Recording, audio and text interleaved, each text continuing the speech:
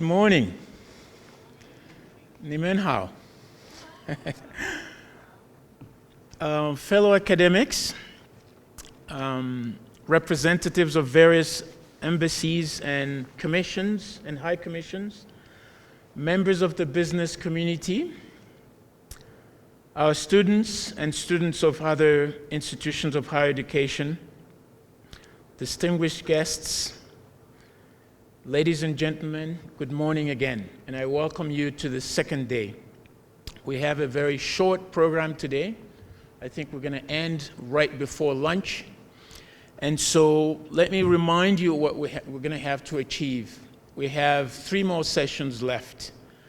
The first one will be the session on future initiatives. But before that, I'll have to do a bit of overview, and then we're going to have a session on agriculture and resource management, which will be shared by Professor Penny. Professor Pengy, is that right? Okay. And then I will chair the session on future initiatives. And then the last session will be a closing panel, which will be chaired by Dr. Nolita Vukuza. So hopefully we'll have some fun, and then we'll have a recap. But before we get to that, let me quickly do a recap for you, at least a biased recap, I must say, because I know you have probably your recap. But let me remind you what we talked about yesterday. But first of all, let me thank you again for being part of this last day of the conference, and I hope the resonance of these 2 days will, go with you home, wherever you go, and have a sense of what this conference will mean, not just for you, for your institutions, for your organization, your business, but also largely about the future of Africa. And I think this is very, very important, especially when we talk about, as you know, Africa-China Infrastructural and Industrial Cooperation and the drivers and the prospect. So having this kind of understanding, the insight, but more so what I call the foresight, is very, very important. So in the first day, which means yesterday, we had 2 excellent speeches by Ambassador Lee Song-Chang and Minister Arkabe Okube of Ethiopia, which was followed by a book launch of His Excellency, and the title of the book is Africa, China, and Economic Transformation. Very, very important title, which is an anchor point for us to understand how the link between those 2 big entities are changing the world, and whatever they do will have a huge impact on the world. And I think there was a little trick asking you to stay until the end of the conference before you can get a copy of it. I hope many of you will get a copy and then read it to take advantage of it. We also had Professor Mawala, who is the Vice Chancellor and Principal of the University of Johannesburg, gave a very thoughtful, with some kind of very powerful direction about the 4th Industrial Revolution and the importance of China as a partner for Africa in this regard.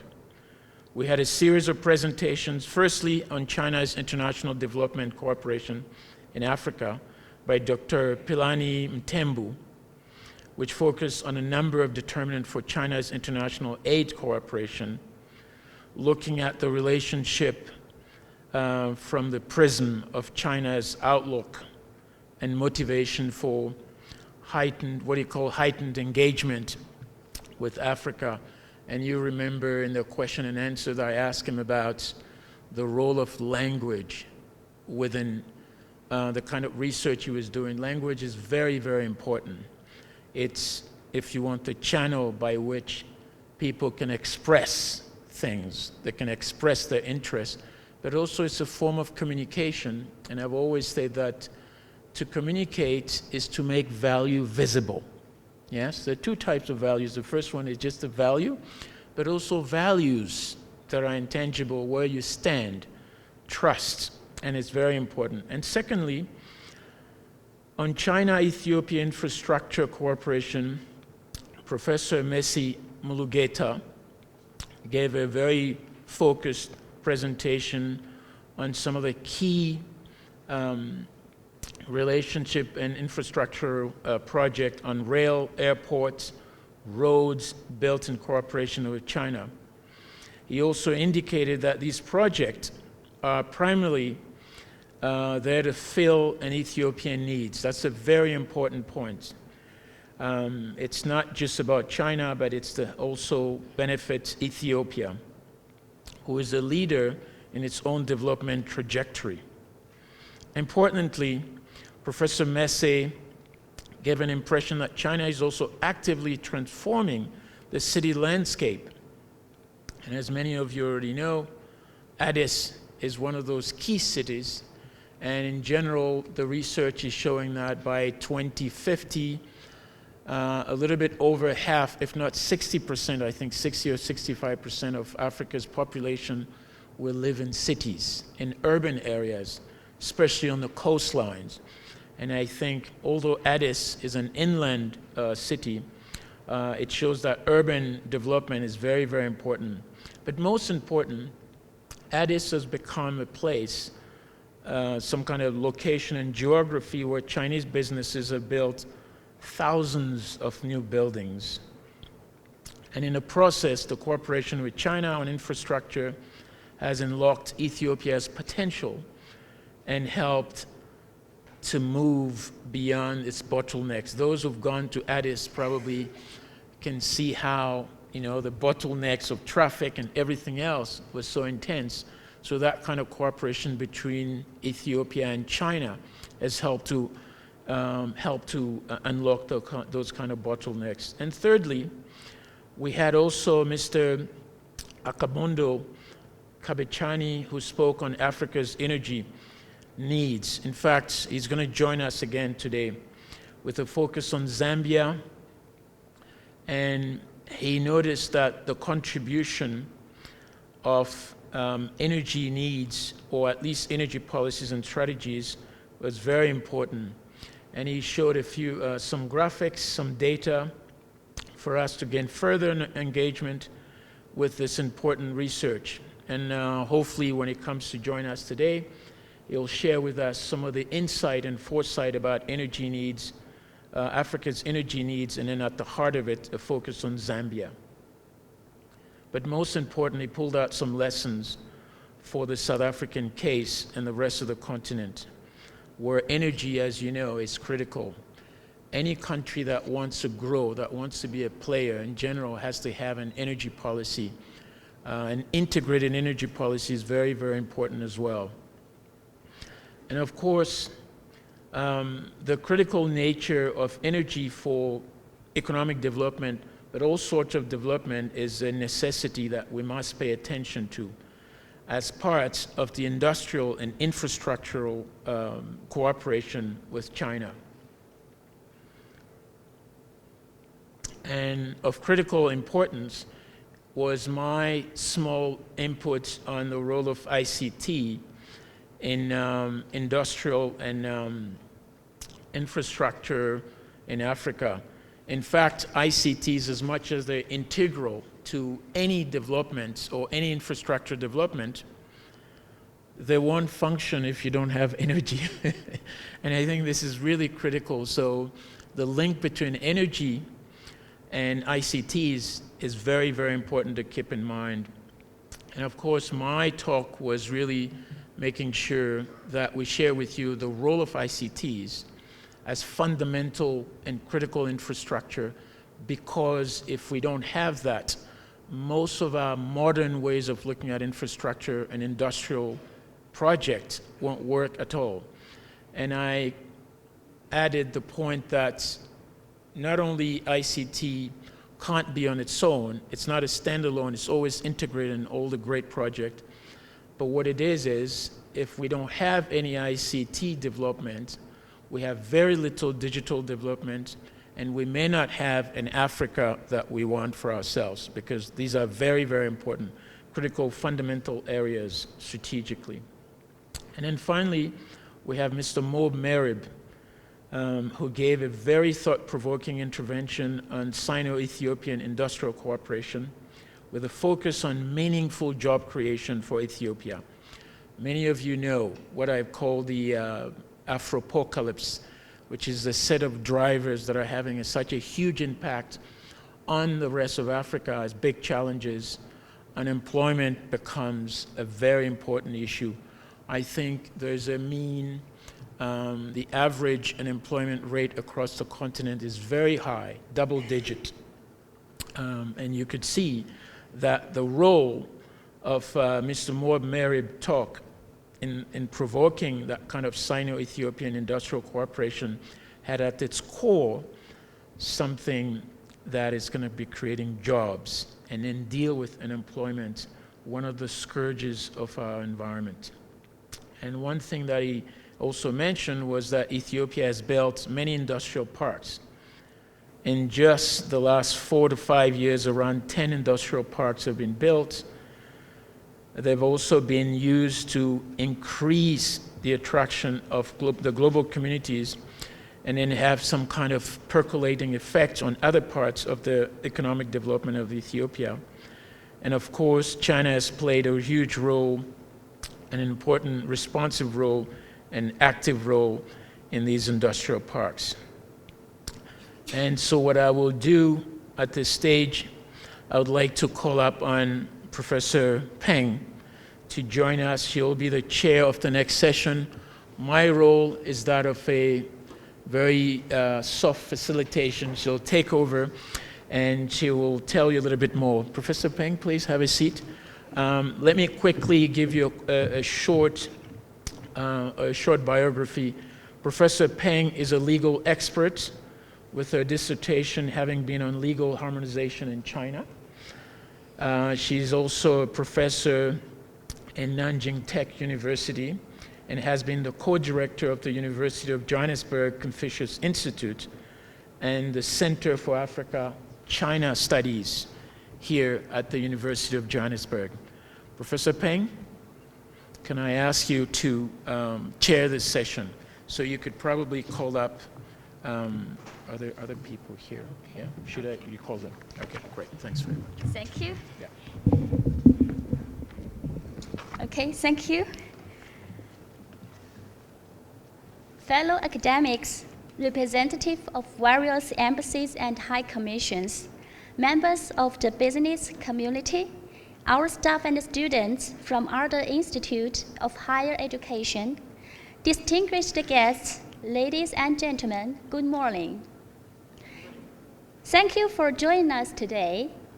The second day of our conference on Understanding Africa-China Industry Cooperation, Drivers and Prospects, organized by our Center for Africa-China Studies and the China-Africa Joint Research and Exchange Program. We had a very successful conference yesterday with many insightful speeches and presentations. We hope to continue with this today. Our first session is on agriculture as well as natural resource management. This session will also feature a discussion of lessons from China, where there are lessons to be learned. Agriculture is very important in Africa, with about 60% of the population depending on small-scale farmers. This number is even higher for some countries, which have their population up to 80% dependent on agriculture. Likewise, African policymakers have made important initiatives about making use of the other important area of economic activity, and that is the ocean economy. So today, we will hear on all these from our excellent and well-researched presentations. May I please ask the speakers of this session to please join me on the stage. Mr. Gordian Gelata, Mr. Salim Konder, and Professor Liu Mingquan. Welcome.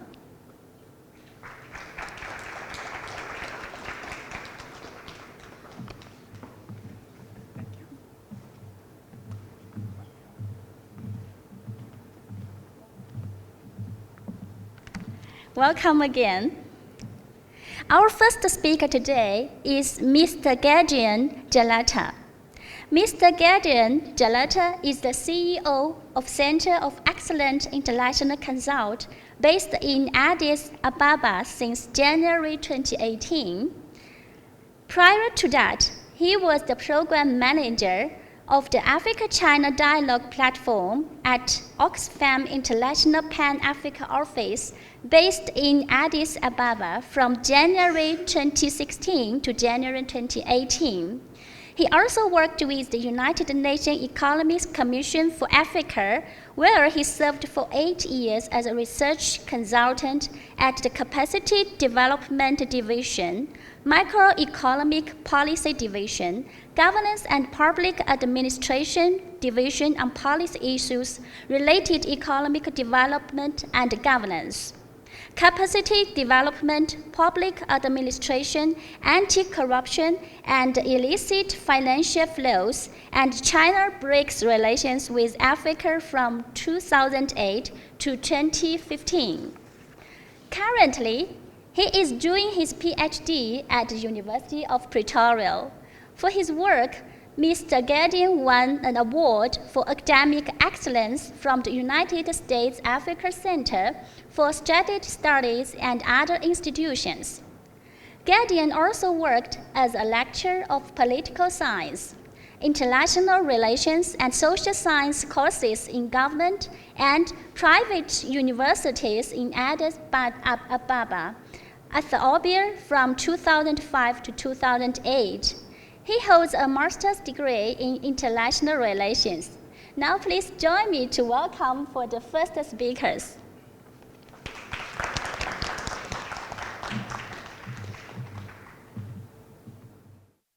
I would like to thank the host, the University of Johannesburg, and also the Center for Africa-China Studies and the Confucius Institute for the privilege extended to me. My presentation will focus on agriculture modernization in Africa and the role of China. So I will try to unpack three things: the approaches, the challenges, and the prospects of this. So my presentation will have the following outlines. The first is about the agriculture development in Africa in general. What are the features of the agriculture development? The second is about the China-Africa collaboration on agriculture development, mainly on trade, foreign direct investment, and development assistance. And the third outline of my presentation is on challenges in agriculture cooperation, and that calls for deepening the partnership between Africa and China. And the next is on leveraging China-Africa cooperation for agriculture development, and the final one is concluding remarks. So in general, when we see about the agriculture development in Africa, Africa is endowed, as explained by the chair, with abundant natural resources, and the continent has about 12% of the world's arable land, of which 60% is uncultivated. Moreover, only 7% of the arable land is irrigated, compared to 40% in Asia. So the agriculture sector still have great potential. And the other feature of African agriculture is smallholder farmers account for most of the cultivated land and a sizable share of agriculture production. For instance, more than 75% of the total agriculture outputs in Kenya, in Tanzania, in Ethiopia, Uganda are produced by smallholder farmers with average farm size of about 2.5 hectares. This is very important feature. So agriculture is the mainstay of the most economies in Africa, and the sector accounts for average 30% of the African total GDP. And the sector employs about 65 to 70% of Africa's labor force. This makes the sector key for food security, employment generation, growth, and development in the continent. if we start and to develop the economy as well as transform in Africa, we must start from the agriculture. So agriculture-led growth has the largest impacts in reducing poverty as demonstrated in Ethiopia, Rwanda, and Ghana. But the agriculture sector is not bereft of challenges in Africa. The first challenge is lack of political will to support the sector. Because since the 2003 Maputo Declaration on CADEP, that is a Comprehensive African Agriculture Development Program, no country has consistently allocated 10% of its national budget to agriculture, though African countries committed to do so, except Niger and Ethiopia, Mali, to some extent.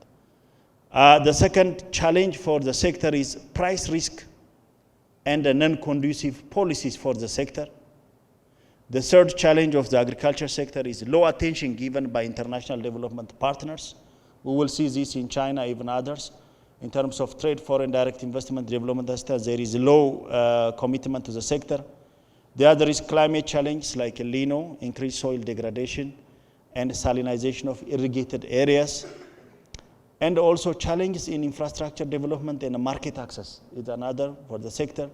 We have also witnessed low agriculture research and development in sub-Saharan Africa. About half of what India spends is not spent on agriculture research and development, and a quarter of what the US spends is not spent in agriculture research and development in sub-Saharan Africa.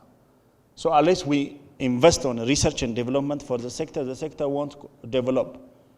There is also considerable financing requirements for the sector.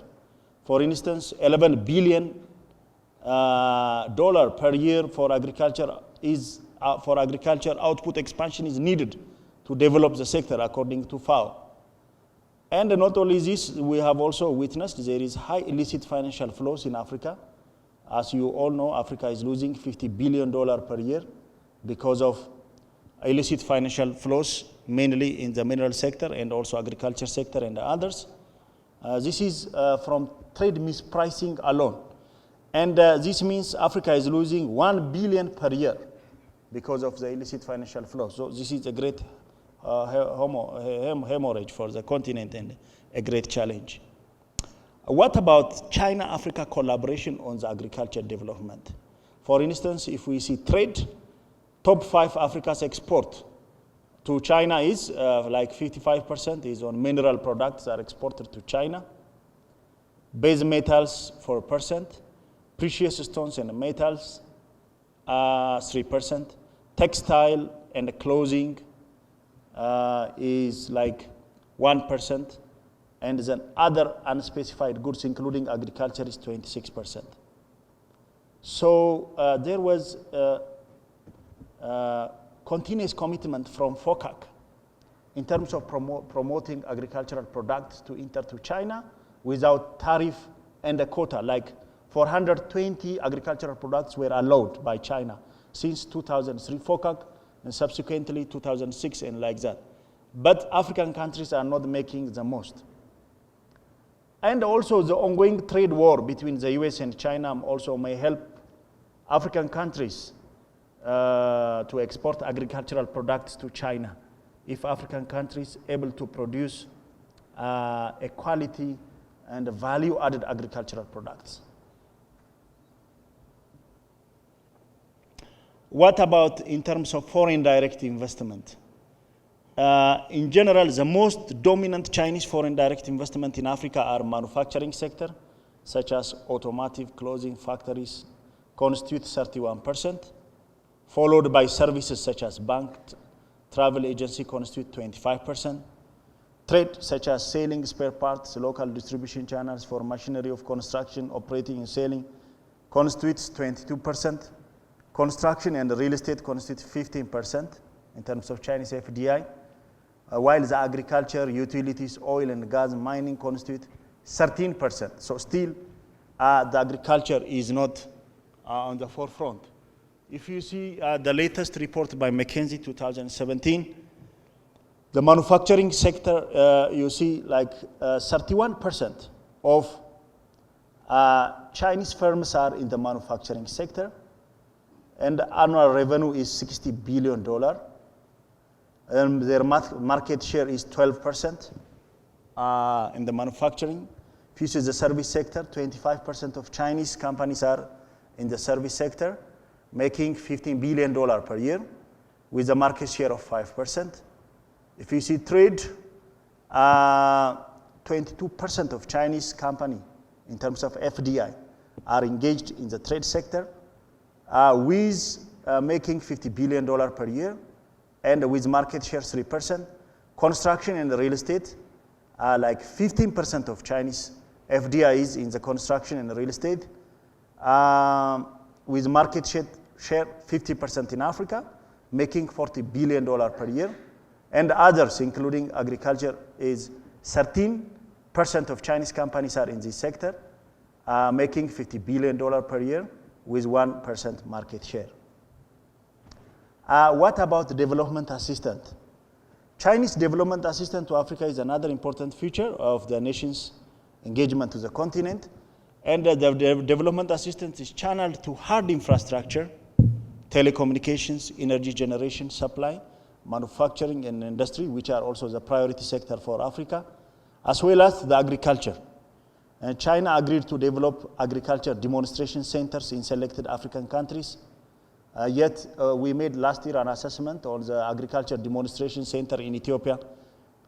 We found out that it's not working very well in comparison with the Germans and South Korea, which is doing so well. In general, when we see Chinese Exim Bank loan to Africa from 2000 to 2015, transportation sector accounts 28%, followed by energy sector, which is 20%. The mining constitutes 10%. Communication accounts 8%, and the others 34% are to the agriculture, health, capacity development, and so on and so forth. What is the general future of Chinese engagement in the agriculture sector in Africa? It is important to note that China has been involved in the African agriculture almost half a century. It is not a new phenomenon. Nonetheless, it was in most recent years, that is after the zero tariff policy that the Chinese government adopted in subsequent CACS, 2003 and 2006, I may also add 2012 CACS, as well as 2015. The Chinese agreed to modernize agriculture in Africa for least developed African countries and non-products coming from Africa agriculture export. So they gave tariff and quota exemption to agricultural products like non-food items such as cotton, hemp, silk, oil seeds like oil seeds, and others from Africa to China. And so we have witnessed that these products export to Africa increased because of this policy. And Chinese FDI in African agriculture is also increasing fast. Like we have witnessed investment in breeding improved seeds, planting grain and cash crops, processing agricultural products. For instance, the FDI increased from 30 million in 2009 to 82 million in 2012, and the latest data also shows that there is an increased FDI in Africa. Chinese agriculture support to Africa comes in both monetary and in-kind forms to support food production, breeding, storage, transport, infrastructure development, etc. And in financing services for the agriculture sector comes from Chinese banks. Different kind of bank is coming to Africa. Since 2006, China has built more than 40 agriculture demonstration centers in Rwanda, the Republic of Congo, Mozambique, Ethiopia, and some other countries. The country has also sent agriculture technology team to provide policy consulting, teach practical techniques, and train local staff. In general, agriculture played a central role in China's own economic development, and sharing this experience has been a consistent priority in Chinese engagement in Africa. And Chinese cooperation for the sector in Africa focused on technocratic and capacity building interventions, as well as providing hybrid seed, which is influenced by Chinese own domestic development experience. But the agriculture cooperation in terms of between China and Africa is not bereft of challenges. What are the challenges? The first challenge is Chinese support to the agriculture sector by any standard in terms of trade relation. As I indicated, investment development assistance is very low. It is less than 5% of the overall engagement. Critics also argue that Chinese development assistance and foreign direct investment may have potential food security conflict between China and African countries. Evidence on the ground, however, indicates that Chinese farmers in Africa are producing solely to local market, not to export even to China and the global market. So this assertion is not backed by evidence. Chinese agriculture investment in Africa focused on agriculture technology and seed cultivation through demonstration parks. So hybrid rice is a central technology for dissemination of these parks. Such rice is stronger and more productive than their parent stock, yet they have limitation. That is, they have to be purchased again and again from the multinational companies, as they do not reproduce their genetic traits of their parents. So it makes dependent on these multinational companies. Chinese agriculture support did not also investigate the economic dynamics such as markets, transportation, distribution, or institutional chain required for the support of the hybrid rice, rather focused on technical transfer by demonstrating, teaching, and repairing. But such dynamics must be unpacked to develop the sector. Finally, there is a huge gap not only in communication between Chinese experts and African counterpart, but also in agriculture between China and Africa. Chinese farmers use intensive agriculture, while African farmers use shifting cultivation, depends on fallow system, which may create misunderstanding between the two. But still, there is an opportunity to develop the sector in the partnership between Africa and China. So leveraging China-Africa cooperation for agriculture development is important.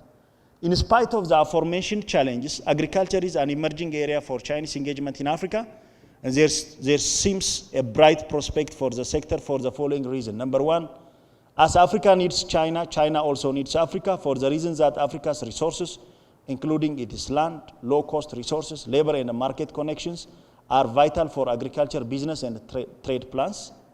Number two, African countries can share experience from Chinese smallholder agriculture policy and institutional capacity through development cooperation efforts. Number three, agriculture development assistance is considered as complementary to Chinese growing interest in energy and minerals in Africa. So the Chinese government expressed interest to support the sector. And also the competition between China and other emerging economies, such as Brazil, as vividly seen in their involvement in the agriculture sector in Mozambique, and Ghana influenced China to enhance its agriculture support to African countries. So as a concluding remark, it is important to recognize that the agriculture sector in China was not developed through development assistance. This is very much important. Rather, through a combination of market reforms, trade, and foreign direct investment. Various kinds of development assistance likewise did not significantly help African countries to transform their agriculture sector. Bringing agriculture transformation and scaling up agriculture productivity, therefore, is the sole responsibility of Africans. As rightly indicated by Deng Xiaoping, the Chinese foremost reformist leader, agriculture development relied on policy first and on science and technology second. In this regard, each African country must develop sound agriculture sector policy and a strategy which is not only pro-rural, but also pro-poor. The policy must transform the life of the poor, not only pro-rural, and also a consistent policy that focuses on productivity-based, staple crop-led agriculture development, as well as policies that link the effect of agriculture with industrialization. There must be backward and forward linkage with the sector. The agriculture must develop to provide to the industry, and also vice versa. The industry can produce products that can support the agriculture. Then request from China and the other emerging powers to support its policies can come as a second stage. Indeed, the Green Revolution in Asia was state-driven, market-mediated, used small farmer-based strategy.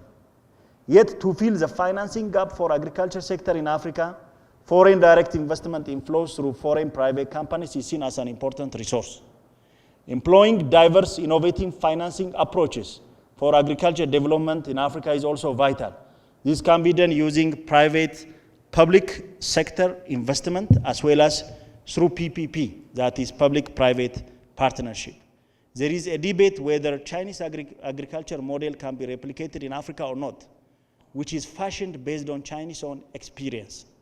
It is important to note that success in agriculture crucially depends on indigenous scientific capacity to generate new technologies that suit the specific context both in the continent and each African country. It is important, for instance, to recognize that neither rice nor wheat, which spearheaded the Green Revolution in Asia, are important to Africa. This is mainly for the reasons that the continent's output for each is only 2% of the world production. Rather, major crops in Africa, such as millet and sorghum, which constitute 40% and 18% of the world production, yam, plantain, and cassava, which represent 95%, 70%, and 44% of world production, must be given priorities not only in the African Green Revolution, but also in Chinese agriculture development assistance to African countries. Finally, this article recommends that Chinese support in the agriculture sector should be on how the agriculture sector may have rapid development in terms of foreign exchange earnings, export diversification, employment generation, and the linkage effect. In this regard, China must scale up its agriculture development assistance to African countries, particularly by promoting agro-processing industrial parks, where we can add value addition for our agricultural products, meat processing. For instance, Ethiopia is first in terms of cattle in the world, but we don't export. Value addition on agricultural products, leather and leather products, as well as supporting agricultural value chain in Africa. And I thank you so much for your kind attention.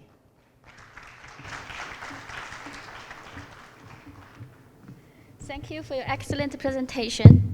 Our next speaker is Mr. Salim Konda. Mr. Konda is an international policy and development expert.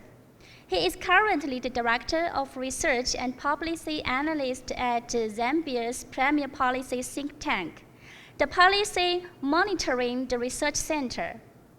He holds Master of Arts in Economic Policy and Masters in Business Administration.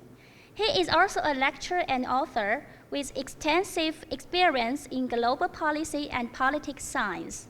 He has produced several researches and policy publications ranging from international development, climate change, trade and development.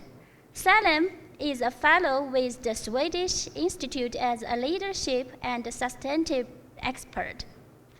He is also a fellow with the Shanghai Institute of International Studies and also affiliated with the China Council for BRICS think tank cooperation.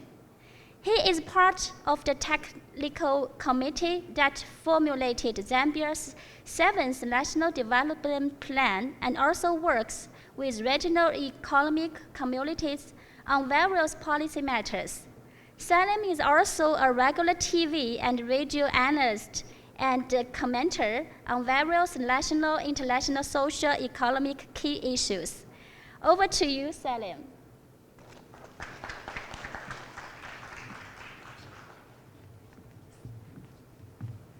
Good morning, ladies and gentlemen. So my presentation this morning looks at powering Africa's industrial development, but my focus is energy and water resource management. And also in the presentation, we also talk about the role of China. So basically, the presentation will move as follows: a snapshot of industrial development in Africa, looking pretty much on the regulatory environment, and then also we'll look at the state of energy, but my focus will be the SADC in general. So energy, challenges and opportunities, and then also the critical aspect of water resource management. And then we're going to talk about the blue economy, which I'm sure some people here have actually heard before. And then the role of China, and then pretty much recommendations. And I hope to do this in less than 20 minutes. I'll be guided. So let's begin with this illustration that we have here. So what you see in the corner there is something of a replica of an industrial process going on. And all the other boxes that follow through are the requirements that we need for that to be a success. So we're looking at financing, we're looking at skills, we're looking at adequate energy, technology, and the rightful policies that are going to guide that industrial drive in any particular country. But the red arrow shows us what the reality is. Most countries, especially in the region, have no power. Load shedding is the course of the day. Most of the nations have found themselves in debt, where they're unable to actually finance industrial growth. And then that question mark that we have pretty much represents the other part of the failure into all other resources that we have failed to put together for the growth of our industry. And I'll come back to this slide, but pretty much I wanted to set the tone of what we're talking about. And moving along, first things first, Africa faces a huge energy gap. And that has contributed to slow development of industry and slow economic development in general, and that's a fact. And this is despite all that we have seen for the past how many years of the abundant resources that we have as a continent, from water resources to abundant sunlight, good wind speeds, oil and gas, we have all that. But we still have a challenge. And so pretty much want to interrogate, why have we just failed to actually harness these resources for the growth that we demand as Africa? And I think as we embark on a new phase of industrialization, it's critical that we reflect on where we come from, what have been the challenges and opportunities, and what can we build on, especially that we have instruments that are guiding us now.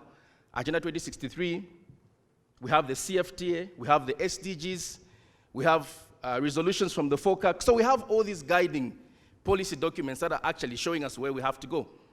But we have the right skills, do we have the right resources that are taking us there?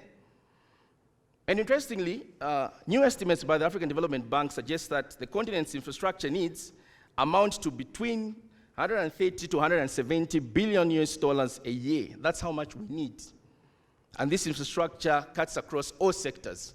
That's for Africa to reach that goal that it wants to have, be it in 2063, of being fully industrialized. And of course, South Africa to some extent is an exception, because I think what happens in South Africa compared to the other countries in the region is quite different. I think the industry base in South Africa is quite improved compared to the other countries where we come from. And then from the policy side, we do understand that the FDB also says that more than 26 countries have a national strategy on industrialization. So that's good. We have the policy, most countries have the policies, but what is being done? So where is the challenge? And that's where we get to interrogate now. This slide pretty much just says that the time is ripe for African industries to grow, provided that we work on the resources that we have. And also, if we have to achieve all these instruments that we're talking about, the CFTA, the SDGs, the Africa Agenda 2063, it will be very critical that we harness our energy resources.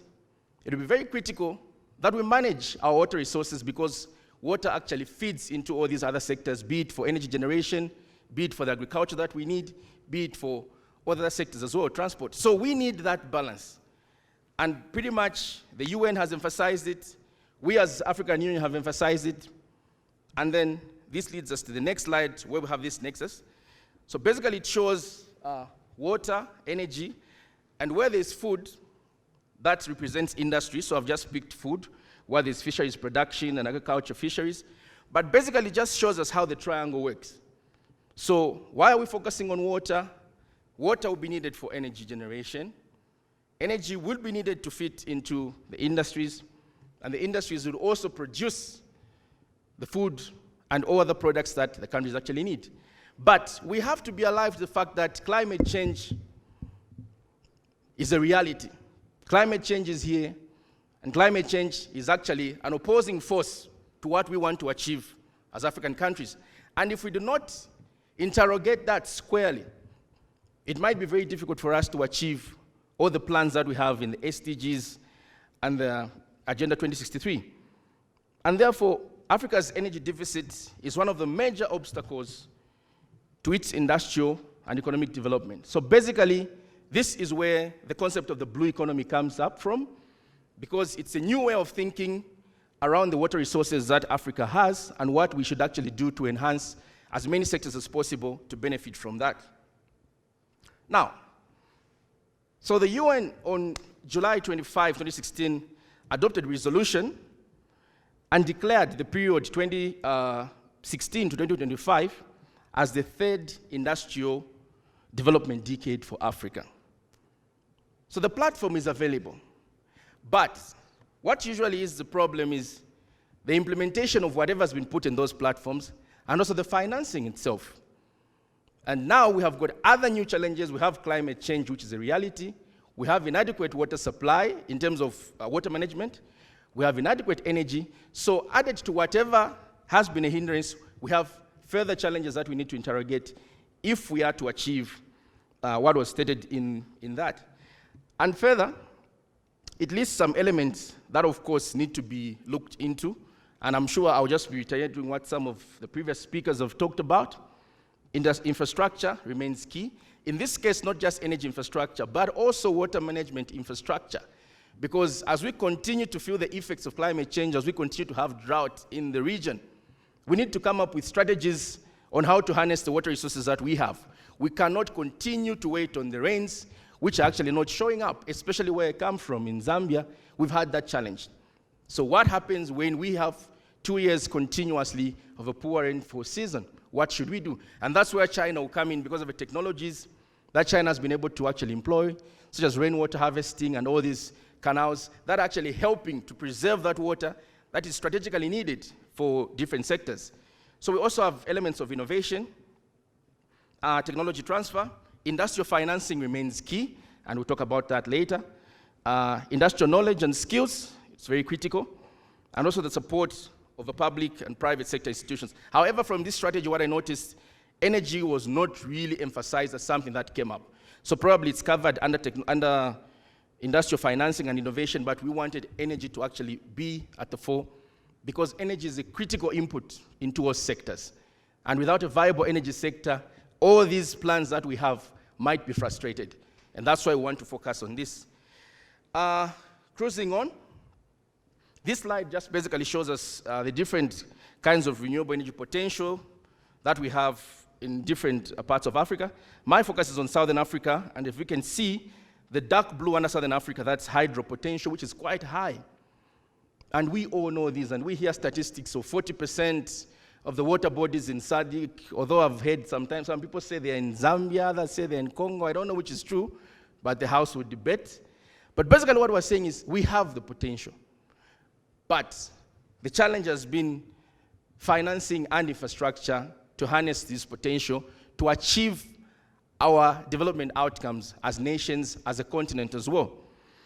And mind you, Africa's population keeps growing. And in the next 5 years, in the next 10 years, the population actually is continuing to grow. So if we do not address these challenges now, if we do not have to work on our infrastructure now, the problem might only actually get worse. This similar slide actually shows country by country. And as you can see, the dark blue there under DRC is actually almost the largest potential in terms of hydro. And we all know why, because of the Congo River and because of the Inga Dam. And I think that is one area that Africa also needs to rethink and work around with the DRC because it has the potential to actually power almost half of the continent, if not the whole continent, if properly harnessed. And I think that's one challenge we're going to pose to our Chinese counterparts to see how we can work with African counterparts to develop such huge potential if Africa is to achieve all the development expectations. And moving along as well, we have a similar map that you see. So all that blue inner area just shows the water basin, a mixture of lakes, rivers, and all other water resources that we have. Now, so here's a continent that has abundant water, perceived, including underground water, including massive lakes and rivers, but infrastructure is what is lacking to actually harness this. We do not have strategic canals that can bring water from, for example, the Congo River, where we have abundant water throughout the year, to other nations perhaps that might need that water as well. Interesting enough, where I come from in Zambia, we're having a water crisis and an energy crisis, and there are talks of actually tapping water from the Congo River when we have abundant lakes in the northern part of Zambia, where we can actually tap that water from. So it just shows what do we really want to do and how willing are we to actually go further to enhance strategic infrastructure to ensure that water is available throughout the year for energy generation, for agriculture, for transport, for tourism, for fisheries, for all this value chain around water. This picture just basically, ladies and gentlemen, shows us the reality that is there in most of African countries. Despite the map that we've just seen, this is sort of the reality where most nations are actually having a challenge with water management.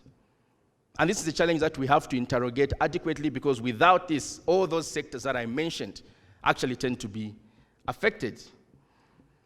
And also, this brings us to the concept of what has been happening with the El Nino.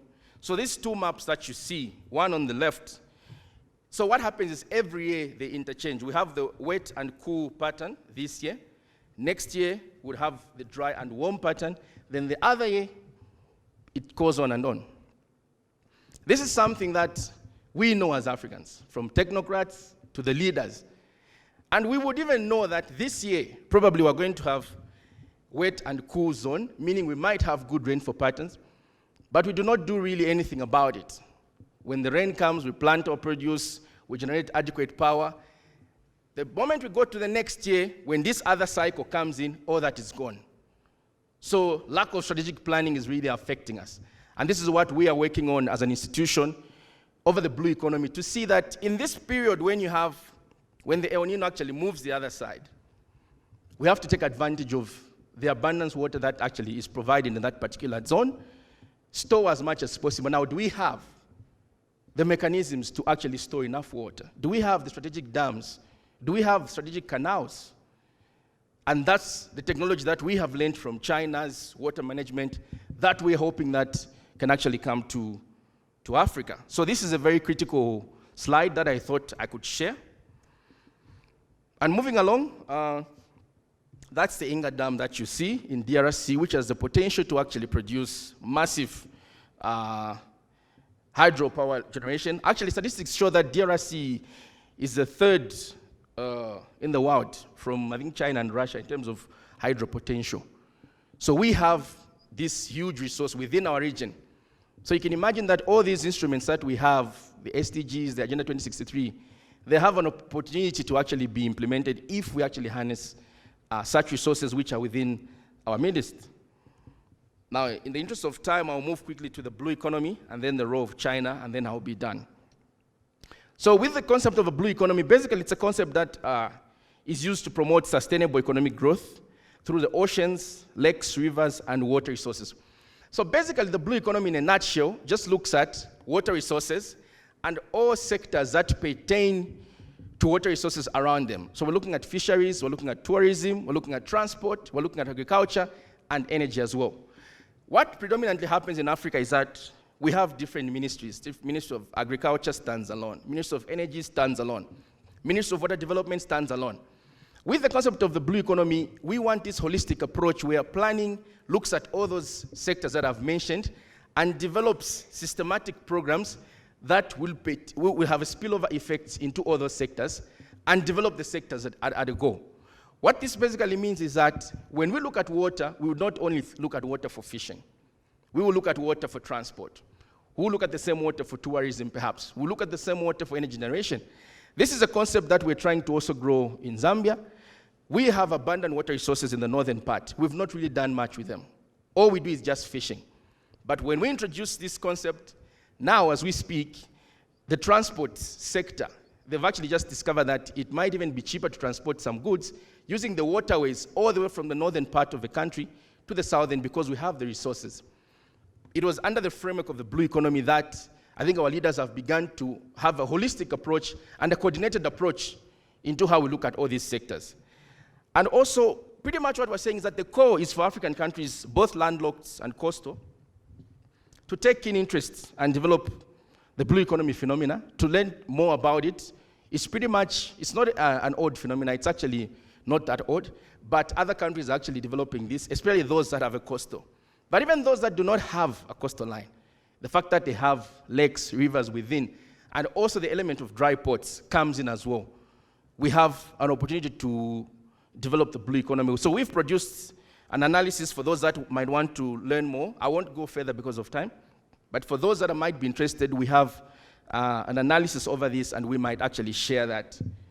But in a nutshell, this is what the blue economy looks like. So all those sectors I mentioned actually fall into that, from energy to fisheries to even underwater mining. So it depends. It's not limited.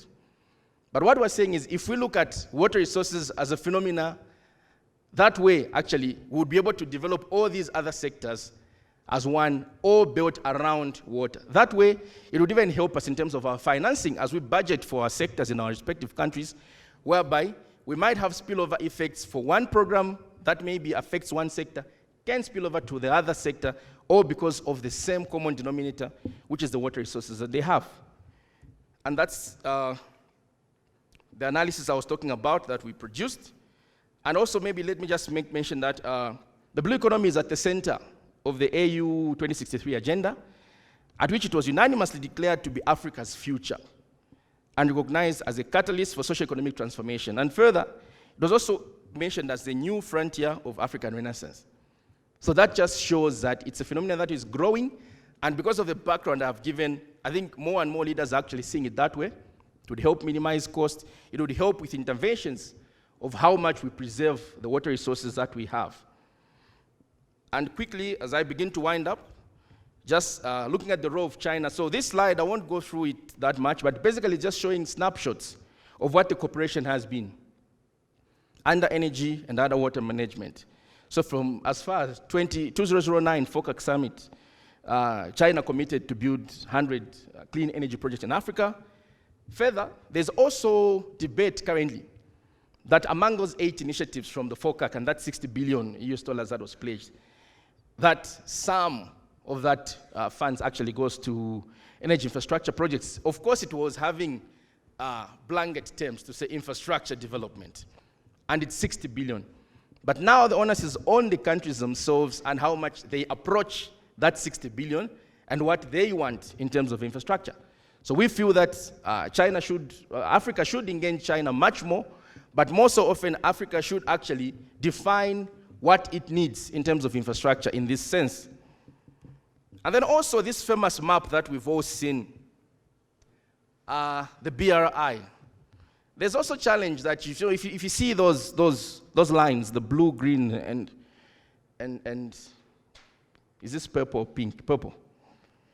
So you notice that with Africa, pretty much Mombasa and Nairobi, but try to imagine that other blue map that I showed us of water resources, place it on this African map, see the whole potential of water around, and we might have an argument that some of these might have crossed in Africa as well. Then we would have actually benefited much more from the massive infrastructure. Yes, we know that there are isolated projects that are happening, but we feel that because China is pretty much trading with almost all countries in Africa, so if China wants to trade with Angola, which is on the other western part, if we have all these canals and if we have all these other massive infrastructure, it would have actually helped Africa to speed up the process of infrastructure around water. So that's just a challenge that we thought we could pose. And then pretty much this just shows figures. I will not go into detail. I'm warned of time. And then also, I'll just focus on this one, probably, which was my last slide. So what have we learned from China? China has taken interest in developing infrastructure around water, canals. We've seen them personally in there. I've been privileged to actually have an understanding of how China actually preserves water. The technology is so advanced, they've gone as far as artificial rainfall, be it for agriculture, be it for irrigation, or be it for any other sectors. I think that's what Africa should actually look at. We should stop following the status quo of waiting for the rain and waiting for our rivers. Rivers dry up sometimes. And because of the El Nino I showed us and the climate change, we might be affected if we wait for the natural phenomena to occur. So we have to adapt. And some of these that China has actually adopted might be strategies that Africa and China work together in terms of first things first, strategic programs financing for energy and water management, and also some of that technology for rainwater harvesting and artificial rainfall. I think the more we see such in Africa, we would actually be on our way to achieve 2063. Underground water exploration remains a challenge in some of African countries. Most of the places don't have adequate water at all.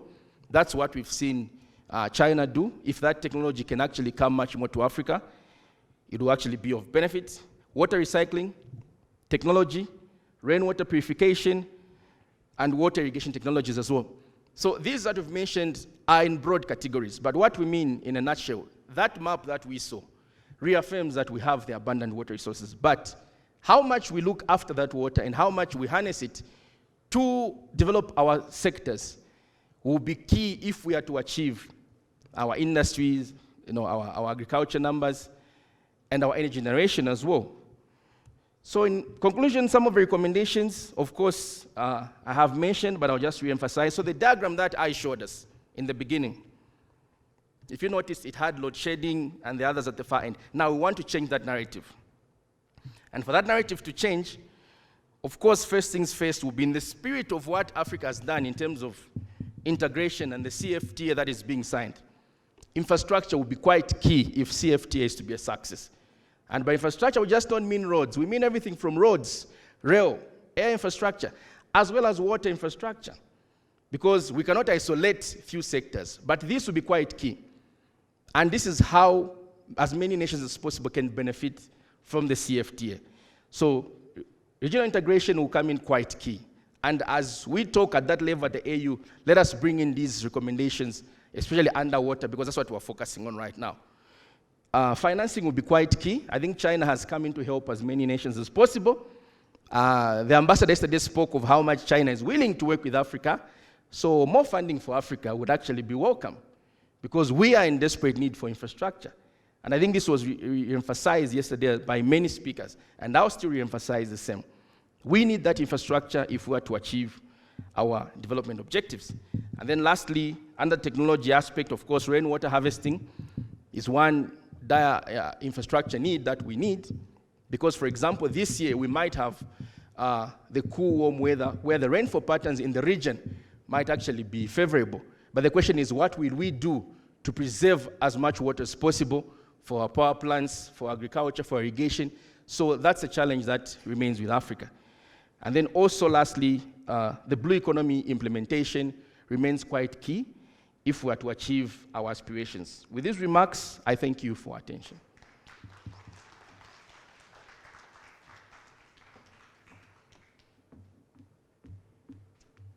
Thank you, Salim. Both of your presentations are so perfect, so I sit downstairs to see the PPT, help me to understand better. Our last speaker of this session is Professor Liu Mingquan. Liu Mingquan is Prof of the Department of Development Economics and Founding Director of the Center for Human and Economic Development Studies at Beijing University. He received a master's degree from the University of Cambridge in 1984 and a doctorate degree from the University of Oxford. Before he joined Beijing University in 2005, he has been Prof of Economics at Hopkins Langone Center, Johns Hopkins University, and a lecturer and research fellow with the University of Leicester and the University of Cambridge. He was also a visitor to Asian Development Bank Institute as Senior Research Fellow and Senior Capacity Building Specialist in 2011 to 2014, where he task managed a project on disaster risk management in Asia and the Pacific region. Following the Great East Japan earthquake in March 2011, please join me to welcome Prof. Liu.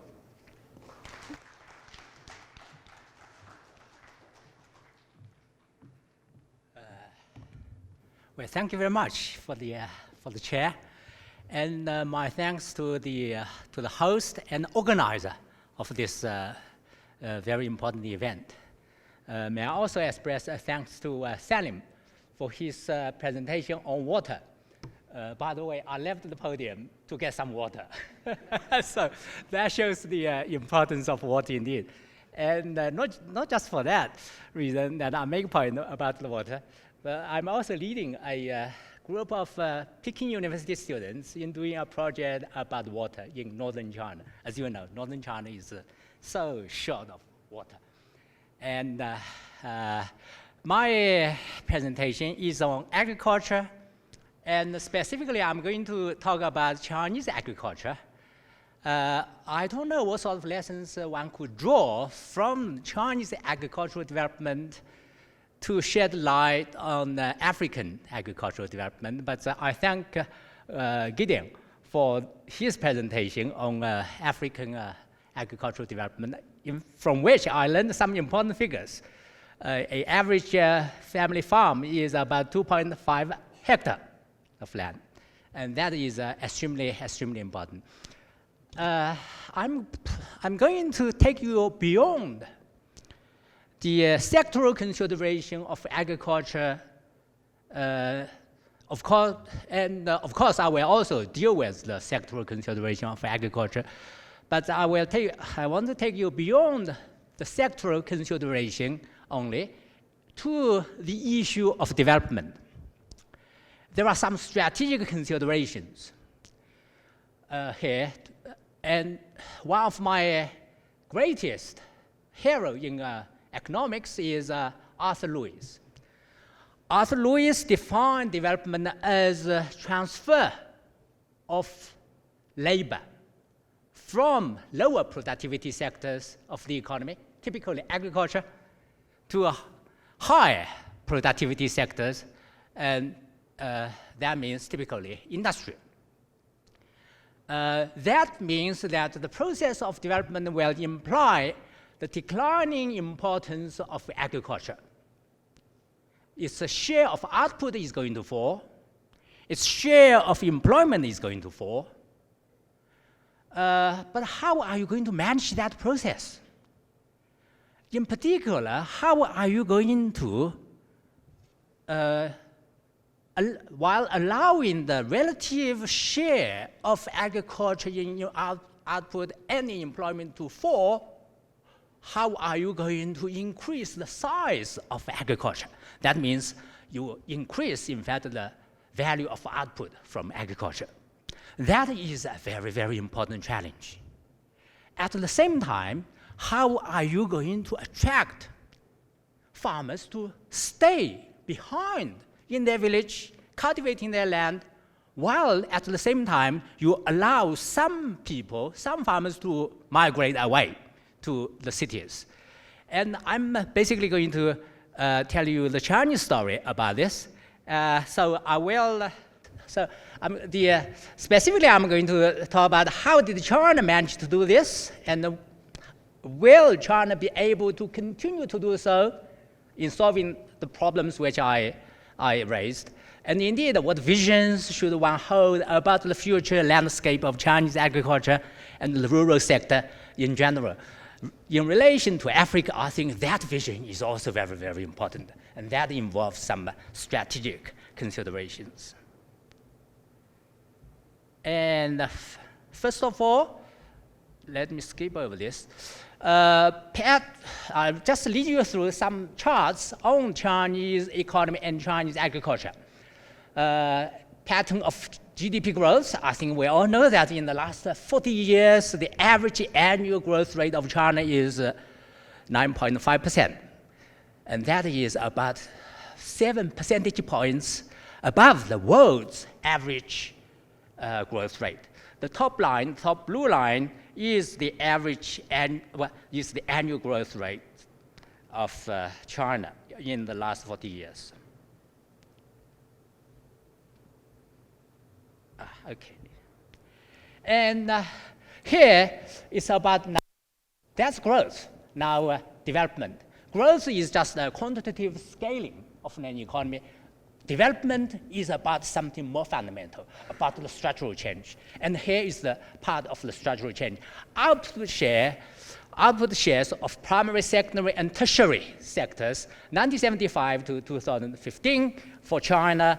And you only need to look at the lower blue line, and output share of primary sector, which of course includes more than just agriculture, but agriculture is the mainstay of the primary sector. And you will see that around 78 is just above 70%, and that gradually fell to below 10% in 2015. Now, more importantly is the employment share, and you will see at the beginning of the period 78, the employment share was over 70%, and that has rapidly fallen to just below 30% at the end of the period, which is 2015. Now, that's the share. Does it mean that the employment, the workforce in agriculture or the primary sector in general has fallen in China? We need to look at the total number of the workforce. That's economically active workforce. And you'll see in 78, the total economically active workforce was around 400 million in China, and that actually increased to 800 million people in the country, doubled, the workforce doubled. However, you do some calculation, 30% of 800 million vis-a-vis 70% of 400 million, well, there was indeed a fall in the total workforce in agriculture of primary sector.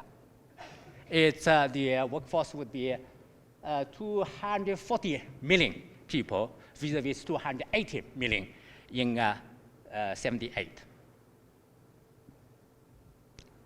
And development is, of course, as Louis has defined it, about intersectoral labor transfer, and that also often means urbanization. And here we have a chart on the population share of urban and the rural sectors in China from 78 to 2015, and you will see that the rural at the beginning is rural share over 80%, and that now has fallen to less than 50%. In fact, the two lines crossed in the year 2010. Now, what happened to agricultural output? Agricultural output has multiplied. You might say, oh, what? How about inflation and so on? Because this one is about, this just shows you the current value of agricultural output. Now, about that, we can look at the production indices, and you will see that after 78, the production indices have always been above 100%, which means year over year, agricultural output has increased. Now, and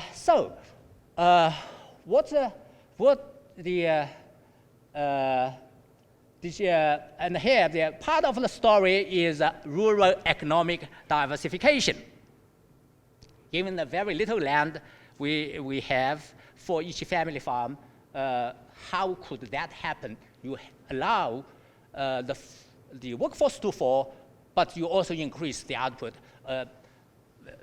Presumably, other things being equal, if you withdraw factors of production from the sector, then output must fall. But here, in fact, we have had an increase in output, while factors of the production have been, specifically labor, has been falling in the sector.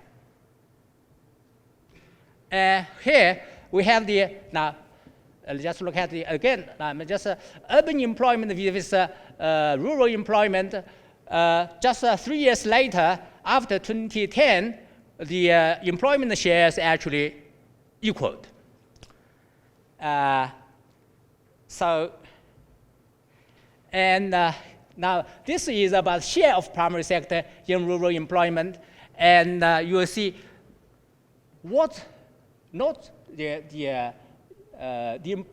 the workforce in the primary sector did not just engage in primary sector production.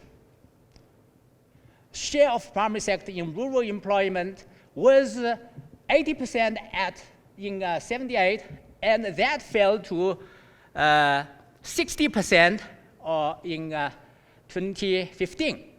So only 60% of the employment in the primary sector was in fact devoted to primary sector production.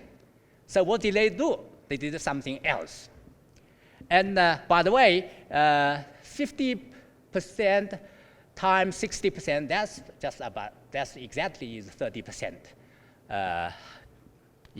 for the primary sector employment.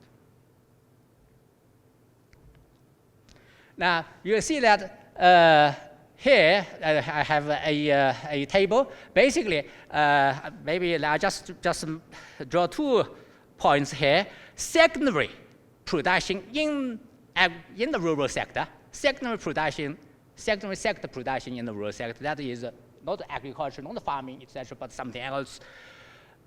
Manufacturing, actually, industry, manufacturing, etc., that increased from 13% in 1992 to 23% in 2002, over 10 years, 10% increase, 10 percentage points increase, I should say.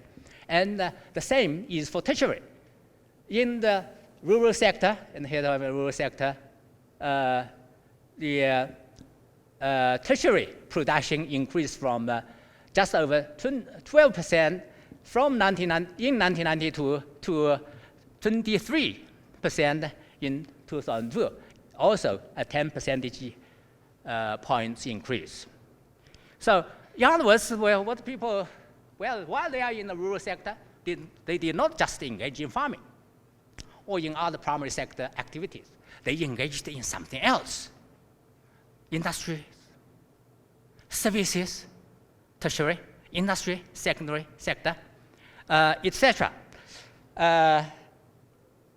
Right. Now, here is another chart on that. Maybe I think I'll skip over this. I was told that I have only 25 minutes, and probably I almost near there.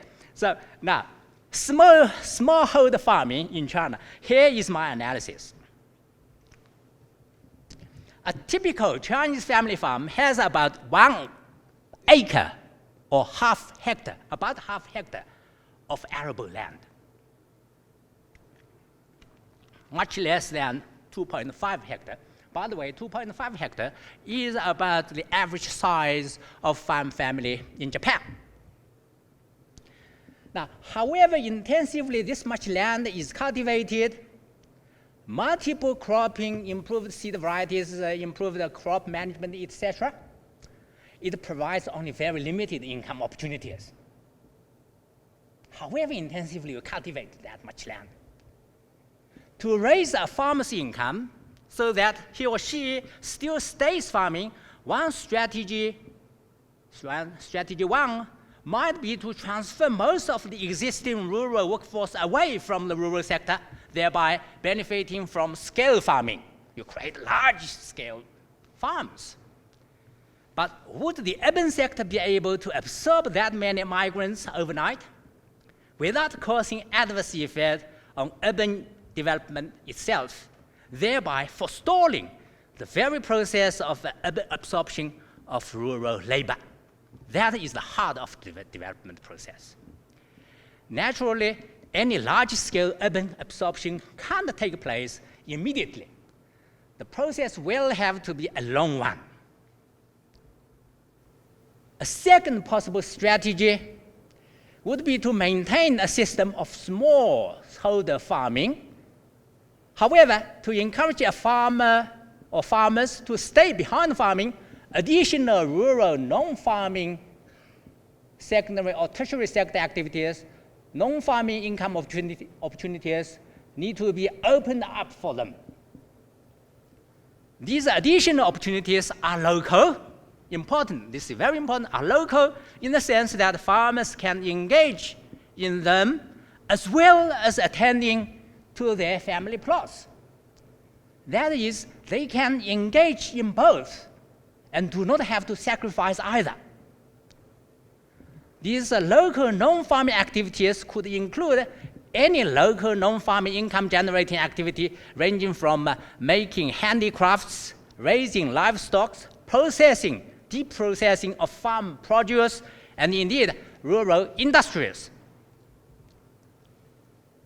To an extent, these two strategies, strategy 1 and strategy 2, need not be mutually exclusive, but could be complementary in raising farmers' income, at least in the short term.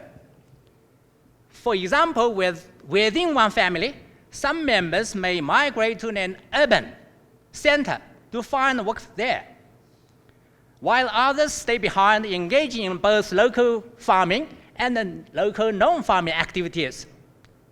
Or between the families, some may indeed, that is, all family members, leave and migrate to an urban center, but other families, or at least some of their members, stay behind, continuing to engage in local activities. Both situations, in fact, widely exist in China. China principally relied on strategy 2, in that even for those families whose members have all left their village, their contracted land is still kept for them. That is, their title to the use of the land is still upheld under law. And that has to do with China's particular land system. Thank you. This need not mean that their land is left idle or laid to waste.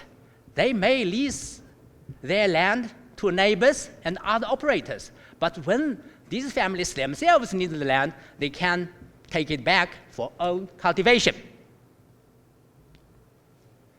This land tenure system has a number of wider implications. A system of small holding is thereby maintained. Secondly, it sets a wage floor for the urban sector because the urban wage can't fall very low. Otherwise, people just would leave the urban sector and go back to cultivate their land. It provides a cushion for migrant urban workers because in situations where migrant workers can't find work, and they just go back to cultivate their piece of land. Now, while maintaining a system of smallholding, China did take some measures to improve agricultural productivity, both land productivity and labor productivity, and these measures specifically included land improvements and farmland consolidation. In my view, that is very important. Initially, I was thinking of focusing my talk on that, but I think the wider picture is more important. Improving farming technology, seed varieties, crop management, etc. Farming mechanization, which is very important. Rural economic diversification and rural industries, very, very, very important indeed.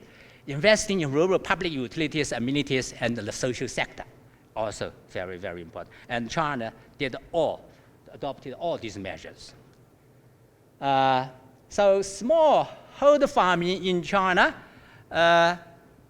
plus the income they also earn, or earned by some of the members of the family from urban employment and non-farming activities in rural sector. Together, the rural sector people also saw their income rising. Now, even though their income has risen, it is still staying behind the urban sector income. And this is a chart on urban-rural per capita income ratio. The important point here is that it's not the margin still there. The important point is that the rural sector income has also risen here, pari passu with the urban sector income rise.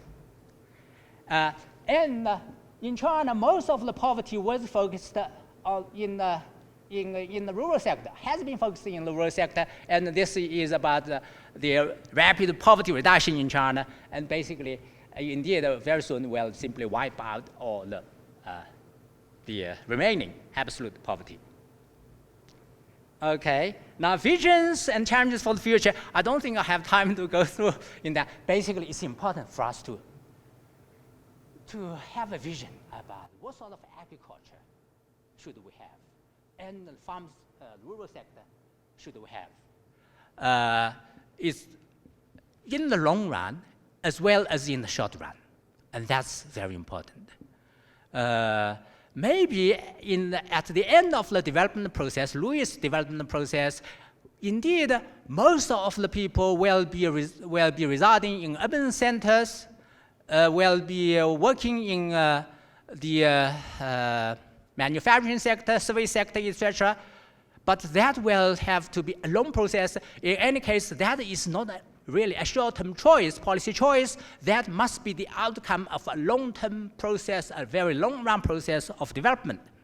And in the short run, smallholder farming is very important. It has strategic significance. China must promote it. In the long run, of course, we would also imagine, the vision of the rural sector would be trustee of rural environment, depository of a country's history and culture and heritage, etc., etc. And if that is the role, you still also you need to revitalize, along with the development process, the countryside, the rural sector, and which is indeed what China has been doing in the long run.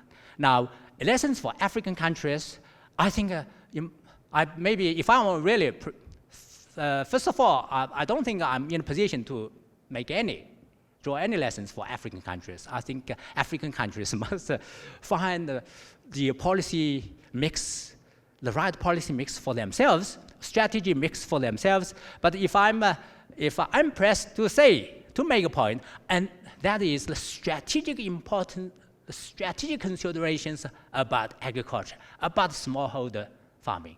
That is very important, as well as the sectoral development itself. Thank you very much.